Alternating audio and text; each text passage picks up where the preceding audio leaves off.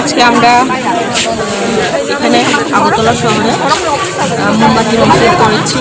এটার কারণ একটাই, আমাদের 14 ডিসেম্বর আমাদের যে দুইজন টিএসআই জওয়ান ওদের যেভাবে ক্যাম্পের মধ্যে হত্যা করা হয়েছে ওটা অনেক নিন্দনীয়। কারণ এখানে অনেকটা প্রশ্ন থেকে যায় যে ওরা যারা সৈনিক তারা নিজেদের ক্যাম্পের মধ্যে ওদের কোনো সুরক্ষা নেই, আমাদের ক্ষেত্রে আমরা যারা জনসাধারণ আছে এরা যে বাস করে আমাদের সুরক্ষা আছে, এটা একটা প্রশ্ন থেকে যায়।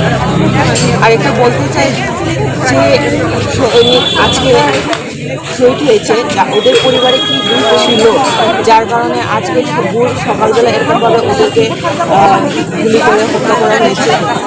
ওদের পরিবারে কি এটাই দুঃখ ছিল যে ওরা নিজেদের সন্তান, নিজেদের স্বামী, নিজেদের বাবাকে আমাদের সুরক্ষা, যারা আমরা জনসাধারণ এখানে ত্রিপুরাতে বাস করি, আমাদের সুরক্ষা সুনিশ্চিত করার জন্য ওরা যে আমাদের জন্য যে সৈনিকের যোগ দিয়েছে, আমাদের জন্য যে সুরক্ষা নিশ্চিত করার জন্য যে দেশের জন্য যে কাজ করছে, এখানে যদি যারা মা আছে শহীদ পরিবারের, ওনার যে স্ত্রী আছে, ওনার যে ছেলে আছে, ওরাও তো চায় যে নিজের সন্তানকে, নিজের স্বামীকে, নিজের বাবাকে আগলে রেখে আমাদের মতো সুস্থ জীবন পরিবেশ করার জন্য। কিন্তু ওইখানে ওরা আমাদের আমরা যারা জনসংখ্যা, আমরা যারা পাবলিক আছে, আমাদের জীবনটাকে শিকড় করার জন্য, সুরক্ষা করার জন্য ওরা আজকে সৈনিকের যোগ দেওয়ার ফলে আজকে ওদের এই ফল পাওয়া হয়েছে। তো এখানে আমি বলতে চাই, এখানে কোনো জাতিগত কোনো ভেদাভেদ বা জাতিগত কোনো এখানে আন্দোলন না, এটা জাস্ট ন্যায্য আন্দোলন আমাদের। কারণ আমরা সবাই জানি, ফেসবুক খোলার পরে, নিউজ পেপার খোলার পরে সবাই জানি যে এই ঘটনাটার ব্যাপারে, যার কারণে আজকে আমরা ত্রিপুরা মথা থেকে এই শহীদ ফ্যামিলির জন্য দুঃখ প্রকাশ করে আমরা ক্যান্ডেল মিছিল করছি। আমরা জাস্টিস চাই যে ওদের পরিবারে সুস্থ বিচার হোক, যারা নিজের সন্তান, স্বামী, বাবা হারিয়েছে ওদের সুস্থ বিচার হোক।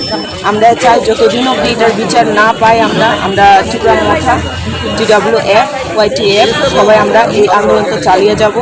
আমি সরকারের কাছে এটাই রিকোয়েস্ট যে উনি আমাদের মাননীয় মুখ্যমন্ত্রী শহীদ ফ্যামিলিতে গেছে, উনি ভিজিট করেছেন।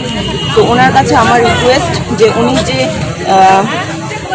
শহীদ ফ্যামিলিকে যে কথাগুলি, যে আশ্বাসগুলি দিয়ে এসছে যে উনি জাস্টিস দেবেন, ওই জাস্টিস দেওয়াটা যাতে শুধু কথা না হয়ে থেকে যায়, ওটা জানে সত্যিকারের জাস্টিস। কারণ আমরা অনেকগুলি দেখতে পাই যে আমাদের গত ইয়ার লাস্টে আমাদের যে বিশ্বজিৎ, আমাদের যে আরেক সৈনিক যে নিজের চাকরি শেষ করার পথে, যে বাড়িতে ফেরার পথে যেভাবে হত্যা করা হয়েছে, ওটার জাস্টিস এখনও হয়নি।